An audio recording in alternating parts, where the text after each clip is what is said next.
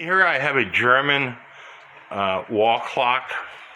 I don't remember the maker's name. The only reason I'm showing you this because this tag shows you that I bought it over in England and how much I paid for it.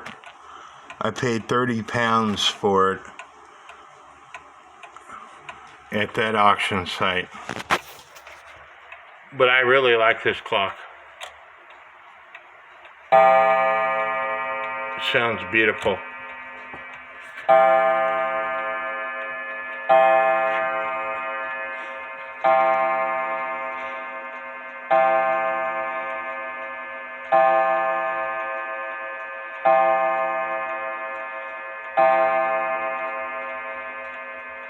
hope y'all like this YouTube video, and please subscribe to my YouTube channel, and God bless.